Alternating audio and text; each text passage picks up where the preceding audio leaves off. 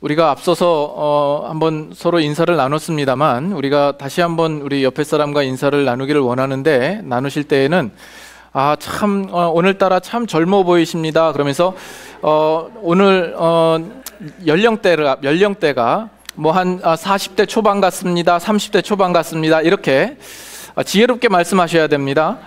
예, 우리 옆 사람과 한번 잠깐 인사 나누시죠. 예.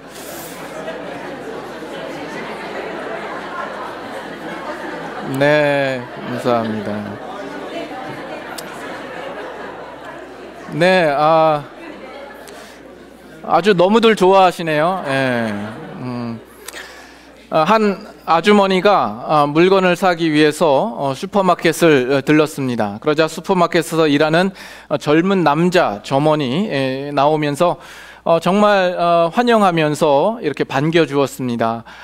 아이고, 어서 오세요. 사모님, 오늘따라 너무나도 젊고 아름답고 예뻐 보이시네요. 어머, 그래요? 제가 몇 살처럼 보이세요? 네, 한 30대 초반처럼 보여요. 그래요? 그렇게 봐주시니까 감사해요.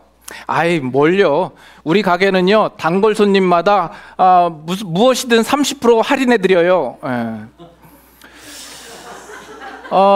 우리 교회도 뭐든지 30% 할인해서 이렇게 말씀을 드립니다. 네, 좀 전에 그 나이대가 어떻게 30%를 할인하면 본래 나이는 어떤지 다시 한번 생각해 보시기 바랍니다. 우리가 만약 나중에 하나님 앞에 설 때에 하나님 앞에서 우리의 죄에 대한 문제에 대하여 하나님께서 얼만큼 할인해 주시면 좋겠다고 생각을 하십니까?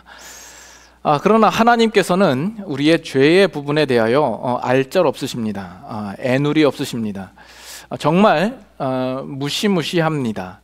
오늘 설교는 그것을 우리가 아는 데에 목표가 있습니다.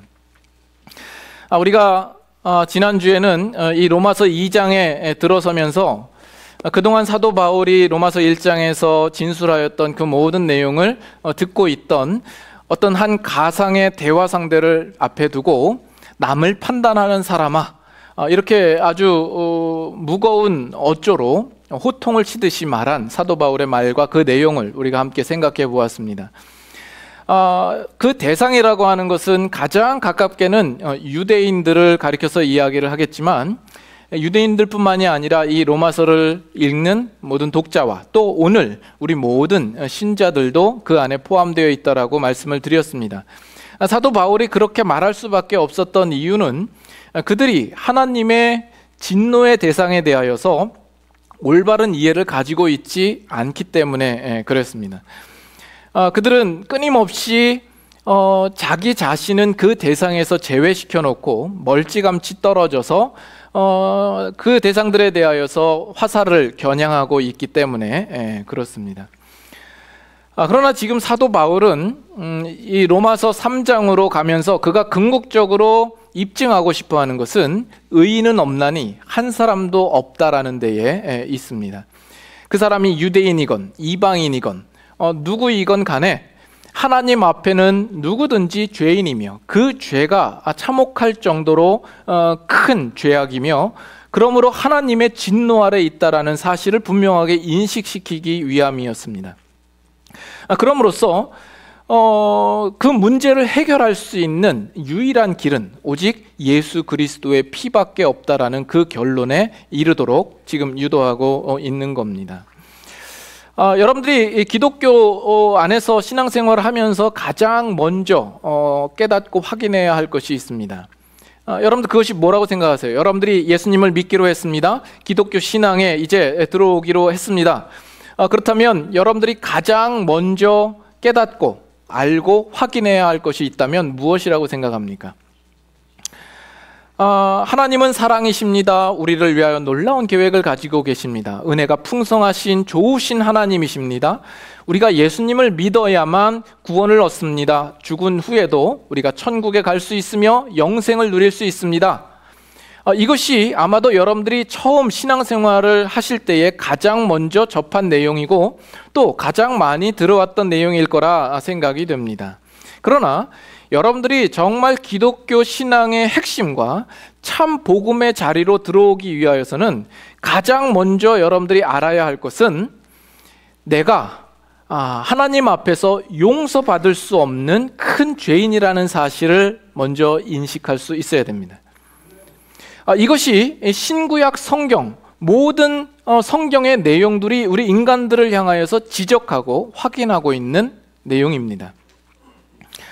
하지만 우리 단연간 교회를 출석한 사람이라 할지라도 또 신앙생활을 오래 했던 사람이라 할지라도 자신이 죄인이라는 사실을 쉽게 인정하지 못하는 사람을 종종 봅니다. 그리고 인정한다 할지라도 그 심각성을 크게 깨닫지 못하는 사람들은 또 무수히 많습니다. 그런 사람들을 향하여서 아니 그것도 아직 몰라? 왜 그걸 인정을 못해? 이렇게 나무라려고 지금 하는 이야기가 아닙니다. 그 사람들이 이 사실들을 분명히 깨닫고 빨리 참 복음의 자리로 나아오기를 바라는 마음에서 말씀을 드립니다. 이 문제가 왜 중요하냐 하면 내가 죄인이라는 사실을 알지 못하고 깨닫지 못하는 자는 예수님이 왜 죽어야만 했는지를 모르는 자요, 예수 그리스도께서 지신 그 십자가의 사건이 나와 어떤 관계가 있는지를 도대체가 알지 못하는 사람이기 때문에 그렇습니다. 그리고 내가 지금 있는 이것 자체로 하나님께 얼마든지 만족스럽게 될 수 있다라고 생각하는 겁니다. 그런 생각 자체가 하나님 앞에 이미 죄된 것임에도 불구하고 자신은 문제가 없다고 괜찮다라고 그 모든 사실들을 무시하고 있는 것이죠. 내가 왜 죄인인가? 왜 자꾸 나보고 죄인이라고 그러는가? 내가 뭐 큰 죄를 지었다고 내가 남을 그렇게 못 살게 군 것도 아닌데 왜 나보고 죄인이라고 그러는가?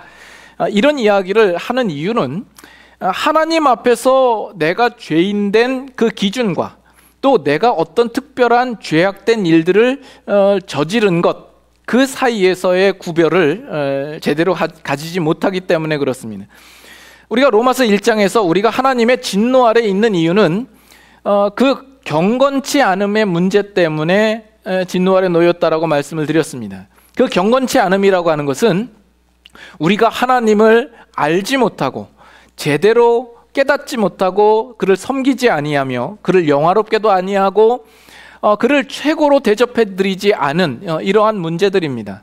그러나 우리들의 죄의 기준이라고 하는 것은 내가 이 세상에 살면서 어떤 불의나 어떤 큰 중범죄를 저질렀느냐 안 저질렀느냐 그것을 기준으로 놓고 자기를 보는 거죠.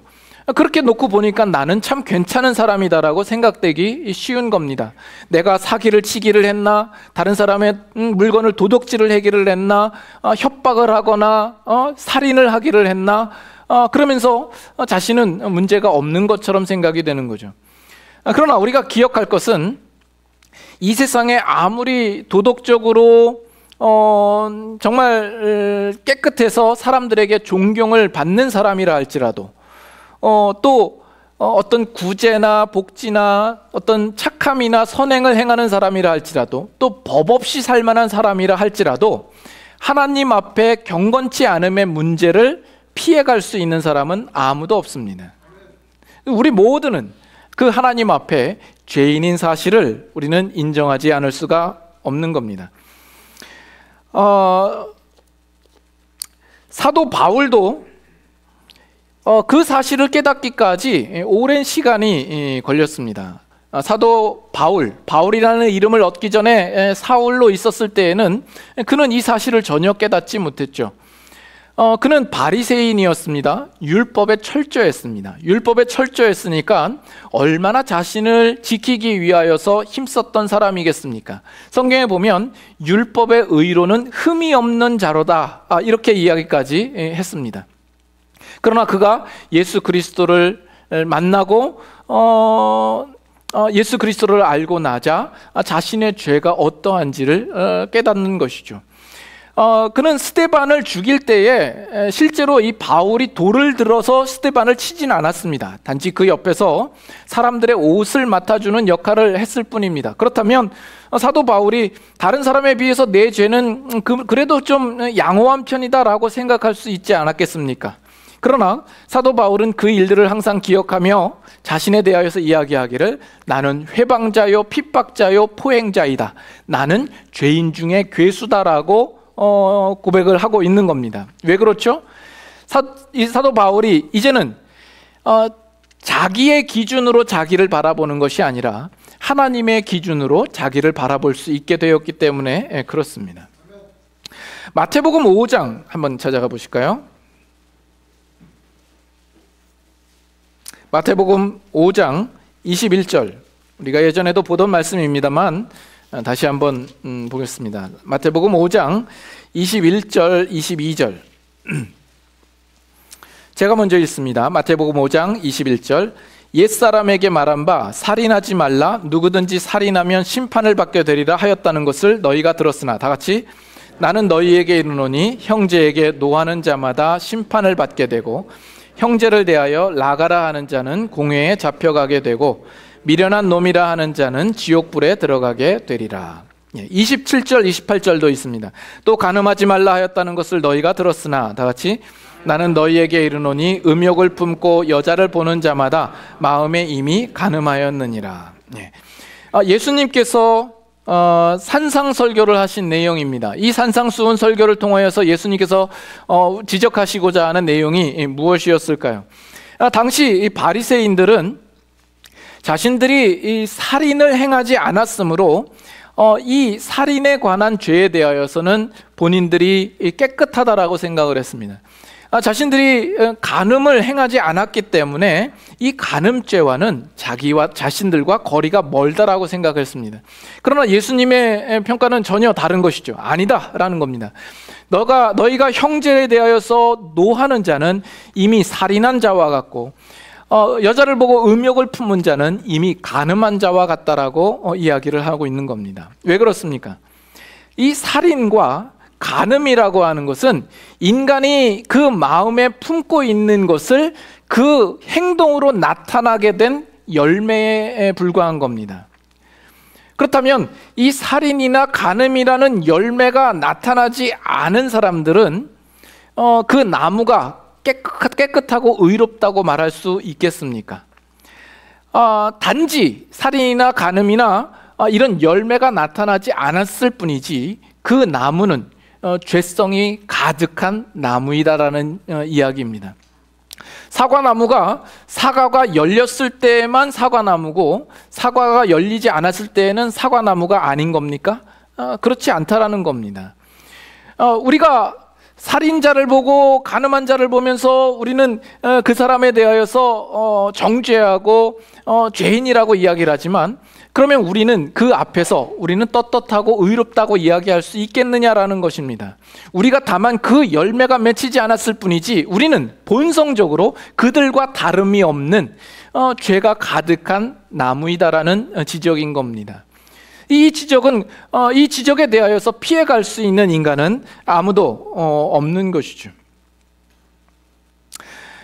이런 분명한 죄가 있음에도 불구하고 우리들은 그 죄에 대하여서 잘 깨닫지 못하는 경향이 있습니다. 왜 그럴까요? 거기에는 죄의 특성이 있기 때문에 그렇습니다. 죄의 특성은 우리의 영적인 상태에 대하여서 올바로 보지 못하게 우리의 눈을 멀게 하는 기능이 있기 때문에 그렇습니다. 그 기준을 흐리는 거죠. 그리고 우리의 시각을 꼬이게 만듭니다. 그래서 우리로 보지 못하게 합니다. 그래서 지난주에도 말씀드렸던 것처럼 우리가 다른 사람들에게 일어나는 일들에 대하여서는 우리는 쉽게 잘못됐다, 틀렸다라고 우리가 보면서도 그 똑같은 일들이 나에게 일어나는 일에 대하여서는 우리는 그것을 잘 깨닫지 못하더라는 거죠. 그래서 설령 주위에 있는 사람이 나의 잘못된 부분들에 대하여서 지적하고 알려준다고 할지라도 우리는 거기서 그렇구나, 내가 죄인이구나, 내가 잘못했구나 이렇게 인정하기보다는 그 사실에 대하여서 자신을 변명하고 합리화시키기 위하여서 늘 애를 쓰고 있는 그런 모습이다라는 겁니다. 오늘날 이 사회 속의 정치를 보면 이제 정치 보면 그 당이 여당이 있고 야당이 있죠. 예. 어떤 정치적인 이슈를 여러분들과 나누려고 하는 이야기가 아닙니다. A당과 B당이 있으면 그 당끼리 서로 싸워요.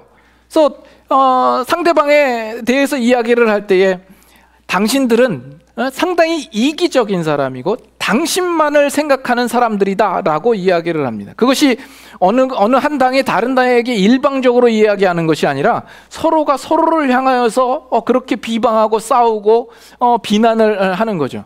그러면서 자기 자신에 속한 당을 이야기할 때는 우리 당이야말로 이 나라의 국익을 위하여서 언제나 힘쓰는 당이고 모든 국민들의 안녕과 평안과 복지를 위하여서 힘쓰는 당이다라고 그렇게 이야기를 합니다. 그것이 공통적으로 이야기를 해요. 누가 맞고 누가 틀린 겁니까? 다른 당에 대하여 이야기할 때는 잘못하고 있다, 틀렸다라고 이야기를 하고 자신의 당에 대해서 이야기를 할 때는 언제나 옳다라고 이야기를 하죠. 그런 이 사회에서 돌아가는 어떤 정치판을 보면 여러분 어떤 생각이 드세요? 참 웃기는 짬뽕이다. 참 유치하다. 정치인들은 뇌가 없나? 이런 생각을 여러분 하지 않습니까? 그러나 그것이 그들만의 문제가 아니라 사실 우리들의 삶 속에서 언제나 아주 익숙하게 나타나는 문제이더라는 데 있죠. 나단 선지자가 하루는 다윗을 찾아오죠. 그래서 다윗에게 이야기를 합니다. 부한 사람이 있고 가난한 사람이 있었는데 이 부한 자는 자기의 소유가 많고 양과 소를 많이 가지고 있는 사람이고 이 가난한 자는 그저 암양 새끼를 자기의 딸처럼 기르는 어떤 그런 사람이었는데 이 부한 자에게 손님이 찾아오자 이 부한 자가 자기의 가축들을 아껴서 그 가난한 자의 딸처럼 키우는 그 양을 빼앗아서 그 손님을 대접했더라라는 이야기를 합니다. 그러자 다윗이 즉각적으로 뭐라고 이야기를 하죠? 이런 일을 행하는 자는 죽어야 마땅하다라고 이야기를 합니다. 다윗은 자기 자신이 정직하다라고 생각을 하고 있어요. 자신은 올바른 판단을 내릴 수 있다라고 생각을 합니다. 그러나 나단이 뭐라 그러죠? 바로 이 사람이 당신입니다라고 이야기를 하죠. 다윗이 그 부한 자가 가난한 자의 암양 새끼를 빼앗아서 손님을 대접한 일에 대하여서는 정말 서슴지 않고 1초도 안 돼서 그 사람이 잘못했고 죽어 마땅한 사람이다라고 이야기를 합니다. 그러나 자기 자신이 다른 남자의 아내를 취한 문제에 대하여서는 그는 전혀 알지 못하고 있는 것이죠. 이것이 이 죄의 특성입니다. 죄로 하여금 우리의 죄로 인하여서 우리는 우리의 죄를 제대로 보지 못하게 되는 겁니다. 그래서 우리 인간들은 옳고 그름에 대하여서 객관적인 평가를 제대로 내릴 수 없는 존재입니다. 그래서 다른 사람의 죄에 대한 문제는 내가 정확하다라고 생각을 하고 쉽게 보고 쉽게 이야기를 하지만 자기 자신의 문제에 대하여서는 하나도 보지 못하고 자신은 늘 옳은 사람처럼 생각하기에 이르게 되는 것이죠. 그래서 우리 인간들은 다른 사람에 대하여서 언제나 비난하고 정죄하고 판단할 채비가 너무나도 잘 되어 있는 모습입니다. 반면 자기 자신의 죄에 대해서는 전혀 인지를 못하고 있는 것이죠. 그래서 다른 사람에게 들이댈 때에는 엄격한 잣대를 들이댑니다. 그 잣대의 눈금이 센티미터나 밀리미터도 아니고 마이크로미터, 나노미터로 재서 그 한치라도 오차가 생기면 아니 어떻게 그럴 수가 있어 라고 우리는 이야기를 하죠. 그리고 자기 자신에게 잣대를 갖다 댈 때는 고무줄 잣대를 갖다 대는 거죠. 그 측정하는 자가 고무줄로 돼 있다면 뭐 측정이 자기 마음대로죠. 우리는 그런 데에 너무나 익숙해져 있는 겁니다. 한 3주쯤 됐을까요?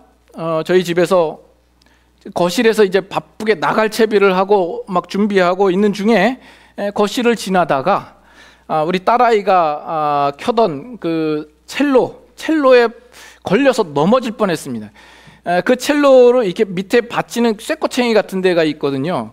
그 꼬챙이 끝에 걸려가지고 넘어질 뻔했습니다.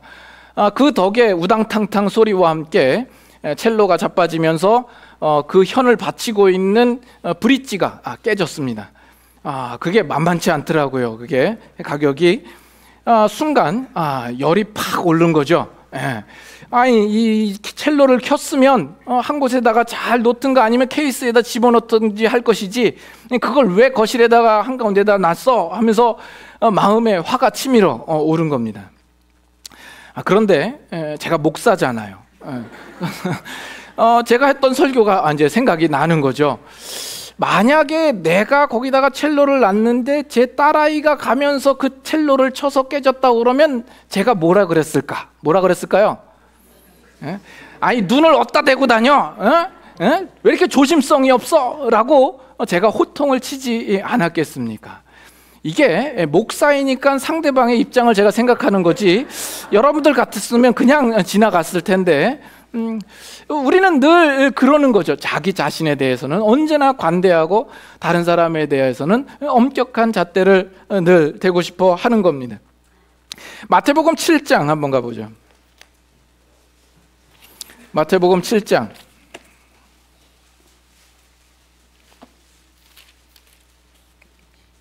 1절부터 5절까지 한번 같이 교독하도록 하죠. 마태복음 7장 1절부터 5절까지 교독합니다. 비판을 받지 아니하려거든 비판하지 말라. 너희가 비판하는 그 비판으로 너희가 비판을 받을 것이요 너희가 헤아리는 그 헤아림으로 너희가 헤아림을 받을 것이니라. 어찌하여 형제의 눈 속에 있는 티는 보고 내 눈 속에 있는 들보는 깨닫지 못하느냐. 보라, 내 눈 속에 들보가 있는데 어찌하여 형제에게 말하기를 나로 내 눈 속에 있는 티를 빼게 하라 하겠느냐.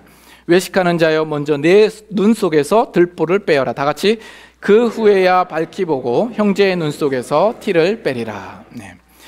비판을 받지 아니하려거든 비판하지 말라고 합니다. 왜냐하면 그 비판하는 그 비판으로 자기가 비판을 받을 것이기 때문이다라는 거죠. 형제의 눈 속에 있는 티는 왜 이렇게 잘 보이는지 모릅니다. 자기 눈 속에는 들보가 있는데 그게 안 보인다라는 거죠. 이게 죄인된 인간들의 아주 특성인 거죠. 제게는 형님이 한 분 계십니다. 근데 이 아우된 자의 비애가 있어요.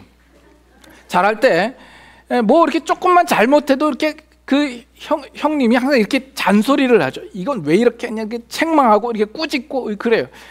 그러면 그때는 어떻게 해요? 그냥 눈 감고 뭐 그냥 지나가죠. 뭐 기분이 나빠도 어떻게 하겠어요?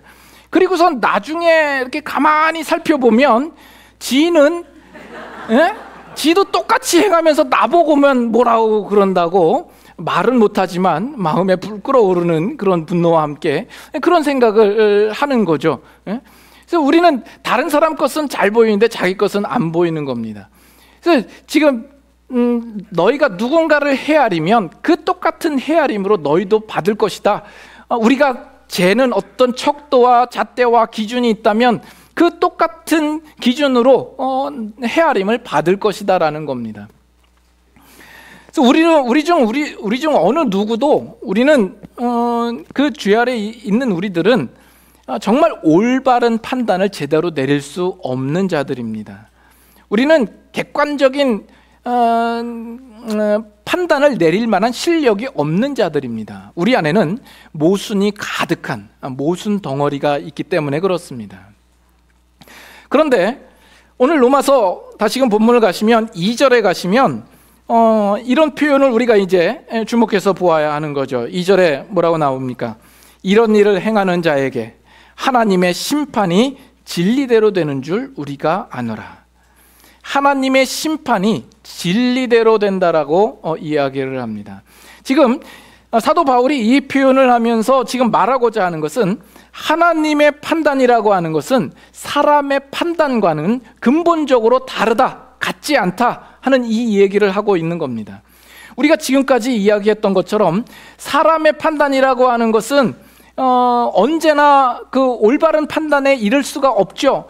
우리의 판단의 기준이라는 것이 어떤 위대하고 어떤 영원한 표준을 가지고 판단하는 것이 아니기 때문에 그렇습니다. 우리의 판단은 언제나 거짓될 수밖에 없고 실수가 있을 수밖에 없고 오류가 있을 수밖에 없는 것이 됩니다. 여러분, 요즘 한국에 계속 이슈가 되고 있는 내용 가운데 보배드림 사건 혹시 아십니까? 곰탕집 성추행 사건. 어느 한 식당에서 한 여자가 성추행을 당한 일로 고소를 해서 그 고소당한 사람이 재판부에서 징역 6개월을 맞았습니다. 억울하다라는 거죠. 자신은 한 적이 없는데, 근데 징역 6개월이나 먹은 겁니다. 근데 그 CCTV 영상이 이제 공개가 된 거예요. 인터넷으로 모든 사람이 볼 수 있게 되었는데, 그 판결을 내린 사람은 어떤 정확한 증거나 정황적 근거 없이 징역을 내린 거죠. 누가 보아도 그것은 성추행을 했다라는 어떤 분명한 증거가 될 수 없는 것을 쉽게 알 수 있는 겁니다. 그래서 인터넷 누리꾼들이 청와대에 그 사건에 대하여서 청원서를 넣었는데 그 건수가 20만 건이 넘었다라고 들었습니다. 그만큼 인간의 판결이 참 오류가 많다라는 것을 증명하는 것이 아닐까 싶습니다. 영화 중에도 안성기 주연의 부러진 화살, 또는 공유가 주연한 도가니라는 영화, 여러분 혹시 보셨습니까? 기대도 안 했는데 성경을 얘기해도 알아듣는 것 같지도 않고 영화를 얘기해도 본 것도 없고 하셨어요? 그래서 어쨌든 그 영화의 내용이 뭐냐면 다 그 법원의 판결이 정당하지 못했던 그 실화를 영화화해서 나온 작품입니다. 그런 걸 보면 그런 사건들이 한둘이 아니다라는 것을 알 수가 있죠. 지금까지 그 역사 속에서도 무죄함에도 불구하고 그 잘못된 판결로 인하여서 장기 복역을 한다든지 사형 집행을 하게 된 경우들도 있었습니다. 나중에 복역이 끝나고 나와서 다시금 재판에서 그 판결을 뒤집거나 아니면 사형당한 그 가족의 후손들이 다시금 그것을 재판을 하게 해서 무죄 판결을 내리게 되는 경우들도 있는 것을 봅니다. 이런 것들을 보면 우리 인간의 판단이라고 하는 것은 참 오류가 많고 불합리하다라는 것을 우리는 알 수가 있는 것이죠. 여기 보면 하나님은 진리대로 판단하신다, 심판하신다라고 나옵니다. 이 진리라는 단어는 사실은 우리만 쓰는 게 아니라 예수 안 믿는 사람들, 세상 사람들도 진리라는 단어를 쓰거든요.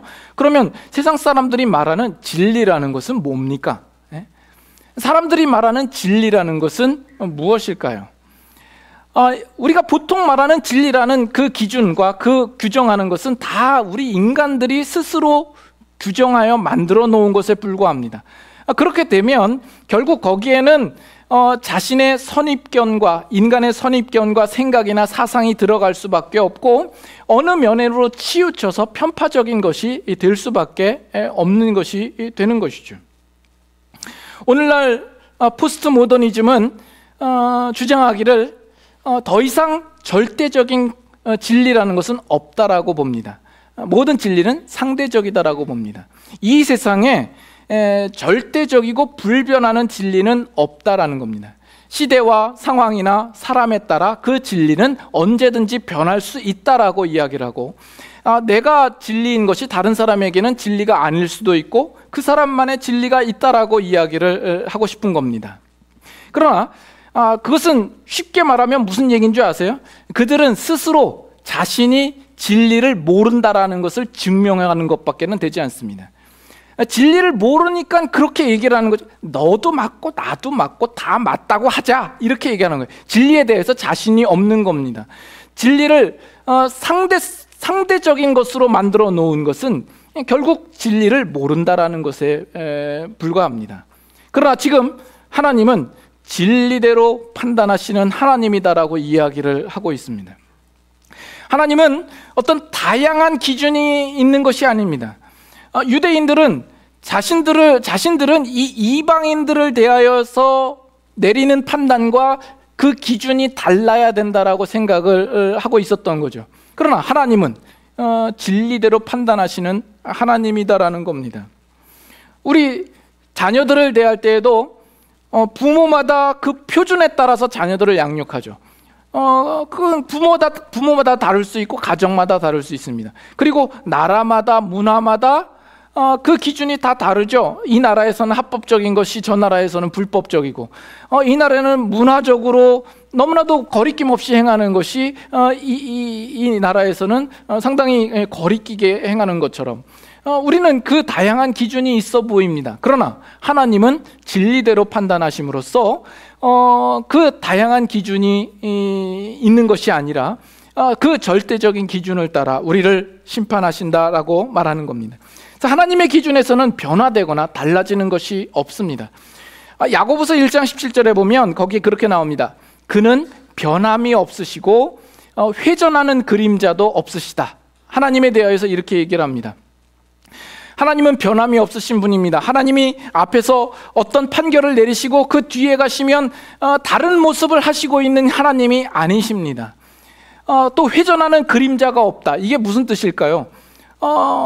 우리가 정말 부동자세로 서 있다고 할지라도 해가 뜨고 지면서 그 그림자가 회전하듯이 그림자가 이동하지 않겠습니까? 그러나 하나님에게는 그 회전하는 그림자조차 없다라는 겁니다. 언제나 동일하신 하나님이요, 언제나 변함이 없으신 하나님이다라는 겁니다. 그 하나님께서 우리를 진리대로 판단하십니다. 그 진리대로 판단하는 그 판단이 그냥 눈에 보이는 것으로만이 아니라 우리의 보이지 않는 우리의 가장 심령 깊은 것까지 판단하신다라고 말합니다. 히브리서 4장 봅니다. 히브리서 4장 12절. 히브리서 4장 12절. 여러분들이 잘 알고 있는 말씀이죠. 12절, 13절 한 절씩 읽죠. 하나님의 말씀은 살아있고 활력이 있어 좌우의 날선 어떤 검보다도 예리하여 혼과 영과 및 관절과 골수를 찔러 쪼개기까지 하며 또 마음의 생각과 뜻을 판단하나니, 다 같이, 지으신 것이 하나도 그 앞에 나타나지 않음이 없고 우리의 결산을 받으실 이의 눈앞에 만물이 벌거벗은 것 같이 드러나느니라. 하나님께서 우리를 판단하시되 우리의 마음과 생각과 뜻을 감찰하시기까지 하신다라고 이야기를 합니다. 그 지으신 것이 하나님의 눈앞에 마치 다 벌거벗은 것처럼 드러날 것이다라고 이야기를 합니다. 하나님께서는 우리의 속을 관통하셔서 우리의 속에 있는 문제까지 그 진리를 가지고 판단하실 수 있는 하나님이다라고 이야기를 합니다. 그렇다면 그 하나님의 판단에 대하여서 우리가 어떤 영향을 줄 수 있을까요? 그 하나님의 심판을 우리가 어느 정도 완화시킬 수 있는 방법이 있을까요? 우리가 다 아는 이야기이기 때문에 찾아보지 않겠습니다. 사울 왕이 아말렉을 진멸하러 갈 때에 하나님께서 사울 왕에게 명령하신 내용이 그 아말렉의 남녀노소 누구를 막론하고 다 진멸하라. 그 안에 있는 어떤 짐승들도 모든 의양들도 다 진멸하라 명령하시죠. 그러나 사울이 어떻게 하죠? 그 하나님의 명령을 거스르고 그 중에 가장 좋은 그 양들을 짐승들을 소와 양을 남겨놓습니다. 사울이 와서 이거 뭐냐? 그러니까 이 가장 좋은 것으로 하나님께 제사를 하기 위하여서 남겨놓았다라고 이야기를 하죠. 그러자 사무엘이 이야기하는 것이 뭐죠? 순종이 제사보다 낫고 듣는 것이 수양의 기름보다 낫다라고 이야기를 합니다. 이 사울의 심정에는 어떤 마음이 있었을까요? 자신이 하나님이 명령하신 사실들에 대하여서 불순종하고 있음에도 불구하고 자신이 가장 좋은 것을 남겨서 하나님께 제사를 드리면 그것이 하나님의 심판, 하나님의 판단하심을 조금 더 완화시키고 좀 무마시킬 수 있지 않을까라는 그런 생각을 하지 않았을까요? 그러나 그 일들에 대하여서 하나님은 알짤 없으신 거죠. 하나님은 그런 것으로 매수당하시지 않는 하나님이십니다. 근데 우리는 이 사울의 가진 심정과 비슷한 심정을 가지고 신앙생활을 할 때가 많지 않나요? 우리가 잘못한 일, 우리가 정말 해서는 안 된 일을 하면서도 우리는 하나님과 어떤 정도의 어떤 그런 타협과 협상을 가지죠. 내가 이렇게 열심히 주일날 나와서 예배를 참석하고 헌금도 이마만큼 하고 봉사를 열심히 했기 때문에 하나님도 그런 부분들을 다 그냥 아름답게 이렇게 무마시켜 주시고 다 용서해 주실 거라는 그런 기대가 있지는 않습니까? 그러나 하나님께서는 그러한 것들로 인하여서 우리를 향하여서 판단하실 그 판단이 결코 완화되거나 약화되지 않는다라는 겁니다. 결코 그러한 것으로 하나님을 매수할 수 없습니다. 그 동일한 내용이 성경에 많이 나오는데 아모스 말씀 한번 잠깐 찾아볼까요? 아모스 5장. 구약성경 1279페이지 정도 됩니다. 아모스 5장 21절부터 27절까지 말씀. 아모스 5장 21절부터 27절 말씀. 자, 같이 한번 교독하도록 합니다. 구약성경 1279페이지. 내가 너희 절기들을 미워하여 멸시하며 너희 성회들을 기뻐하지 아니하나니 너희가 내게 번제나 소제를 드릴지라도 내가 받지 아니할 것이요 너희의 살찐 희생의 화목제도 내가 돌아보지 아니하리라. 네 노랫소리를 내 앞에서 그칠지어다. 네 비파소리도 내가 듣지 아니하리라. 오직 정의를 물같이 공의를 마르지 않는 강같이 흐르게 할지어다. 이스라엘 족속아, 너희가 40년 동안 광야에서 희생과 소제물을 내게 드렸느냐? 너희가 너희 왕 식굿과 기윤과 너희 우상들과 너희가 너희를 위하여 만든 신들의 별 형상을 지고 가리라. 27절 같이 읽습니다. 내가 너희를 다메섹 밖으로 사로잡혀 가게 하리라. 그의 이름이 만군의 하나님이라 불리우는 여호와께서 말씀하셨느니라. 예. 여기서 하나님께서 이스라엘 백성들을 향하여서 어떻게 말씀합니까? 상당히 무서운 어조로 말씀합니다. 내가 너희의 절기를 미워한다. 너희의 성회를 기뻐하지 않는다. 너희의 드리는 번제와 소제를 내가 받지 않겠다. 너희의 희생제가 하나도 기쁘지 않다. 너희의 비파소리를 그치라. 이렇게 이야기를 합니다. 이스라엘 백성들은 하나님께 그러한 것들로 정말 하나님을 기쁘시게 할 수 있겠다라고 생각을 했는지 모릅니다. 이스라엘 백성들이 하나님을 거스르며 마음을 완악하게 갖고 우상을 숭배하고 자기 멋대로 살아가면서도 그저 의식적으로 종교적으로 하나님을 예배하고 제사하고 번제를 드리는 그것으로 말미암아 자신의 모든 죄들이 다 이렇게 중성화시키는 것처럼 다 무마시킬 수 있다라고 생각했는지 모릅니다. 그러나 하나님께서는 너희의 드리는 제사, 그것을 기뻐하는 것이 아니다라고 이야기를 하죠. 그것으로 하나님의 마음을 돌이키거나 하나님의 진노하심을 약화시킬 수 없다라는 겁니다. 그러면서 하시는 이야기가 뭐냐면 너희가 광야 가운데 있었을 때 나에게 희생 제물이나 그런 번제를 드린 일이 있었느냐라고 이야기를 합니다. 하나님께서 이스라엘 백성을 애굽에서 끌어서 가나안 땅으로 인도하시는 그 이유가 이스라엘 백성들이 하나님을 향하여서 얼마만큼 좋은 제사를 드렸기 때문에 거기에 대한 보답으로 하나님이 그들을 인도하셨겠느냐라는 겁니다. 그렇지 않다라는 것입니다. 그와 같이 너희들이 지금 하나님을 거역하고 너희 마음대로 살아가면서 그 제사를 드린 것으로 인하여서 너희들이 그 모든 것들이 다 괜찮다라고 말할 수 있겠냐라는 겁니다.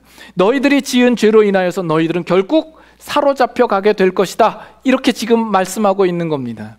그 어떤 제사도 어떤 번제도 그 하나님의 진노하심을 약화시킬 수 없다라는 문제입니다. 이것은 오늘날 우리에게 정말 큰 경고로 다가오는 겁니다. 여러분들이 신앙생활을 할 때에 여러분들이 가지고 있는 어떤 여러분 나름대로의 하나님을 좀 더 이렇게 내 죄를 감출 수 있을 만한 어떤 수단으로 생각하고 있는 것들이 있을지 모릅니다. 이렇게 주일날 나와서 예배드리고 헌금하고 또 봉사하고 섬기고, 그러나 정말 우리를 진리대로 판단하시는 그 하나님 앞에서 우리가 그 판단을 약화시키거나 그 판단에 영향을 줄 수 있을 만한 것이 아무것도 없다라는 이야기입니다. 그러므로 우리는 이 하나님의 진리대로 판단하시는 그 심판에 대하여서 결코 가볍게 여기고 넘어갈 수 없는 문제입니다. 이것은 무시무시한 겁니다. 우리가 그 앞에 숨길 수 있는 것도 없는 것입니다. 우리가 지난주에 얘기했던 것처럼 죄의 간교함, 간사함, 교활함이 있습니다. 우리는 끊임없이 그것으로 우리 자신을 감추려고 하고 변명하고 합리화시키려고 합니다. 그러나 그것조차도 하나님을 결코 속일 수가 없습니다. 갈라디아서 6장 7절에 보면 스스로 속이지 말라, 하나님은 만홀히 여김을 받지 아니하신다 말씀합니다. 하나님은 업신여김을 받지 아니하신다고 말씀합니다. 우리의 어떤 것으로도 하나님은 속지 않으실 겁니다. 잠깐 여기서 우리가 이제 좀 확실히 하십시다. 지금 제가 말씀드리는 이것은 어떤 기독교 안에서의 어떤 이론이나 사상이나 가르침을 여러분들에게 단순히 주는 것이 아닙니다. 여러분들이 지금 들을 때에 나랑은 뭐 크게 상관이 없는 것처럼 들을 가능성이 있기 때문에 지금 이 말씀을 합니다. 하나님이 여러분들을 판단하실 때에 그 진리대로 판단하신다라고 이야기를 합니다. 하나님은 그 판단하시는 판단을 결코 굽히지 아니하십니다. 우리가 그 하나님의 판단을 완화시킬 수도 없고 우리가 그 하나님을 속일 수도 없으며, 하나님은 우리의 내면의 깊은 곳까지 판단하시는 하나님이십니다. 근데 이 판단을 우리가 지금 듣고 있는데 우리는 왜 이렇게 무덤덤하죠? 무덤덤하죠.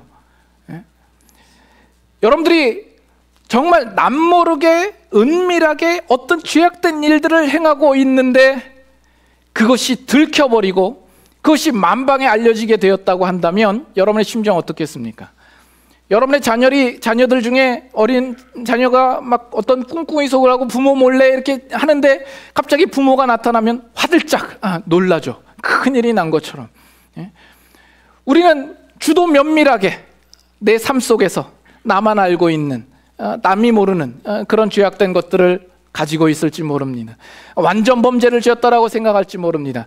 그러나 진리로 판단하시는 하나님의 이 판단 앞에서 우리는 그것이 얼마나 큰 죄인지, 그것이 사형에 해당된다라고 성경이 우리에게 말하고 있는 이 사실들에 대하여서 여러분들은 어떠한 감정이 있으신가 말입니다.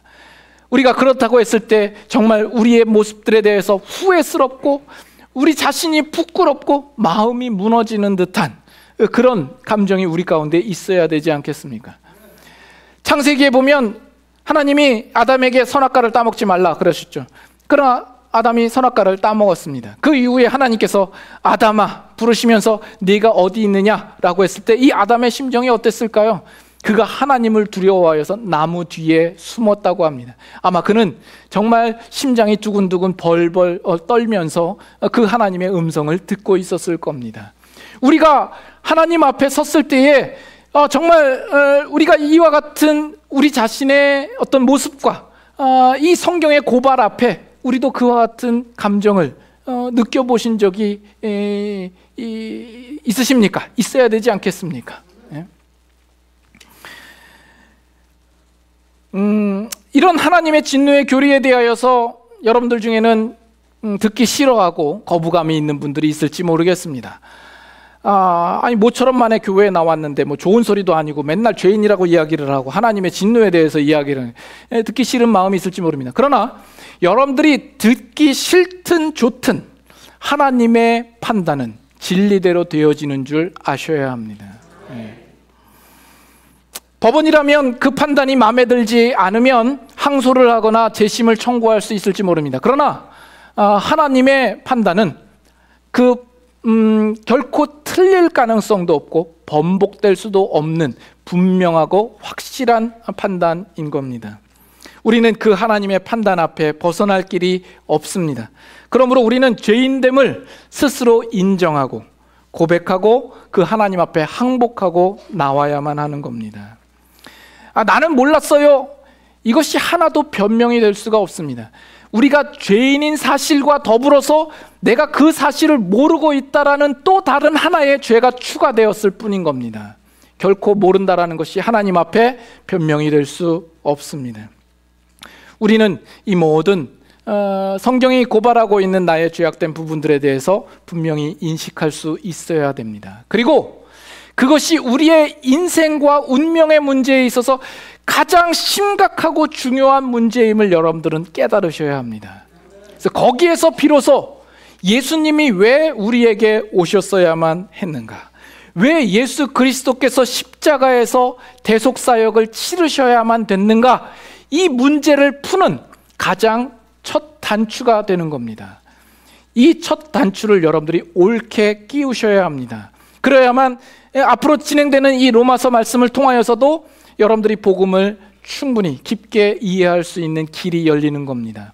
아직 이 단추가 옳게 끼워지지 않으신 분들이 있다면 오늘 분명하게 지적하시는 이 하나님의 말씀 앞에 여러분들이 겸허하게 그 말씀을 받고 스스로 죄인됨을 인정하며 주님 앞에 항복하는 모습으로 나오시고 예수 그리스도의 십자가 앞으로 더 가까이 나오시는 여러분들이 되실 수 있기를 바랍니다. 네, 우리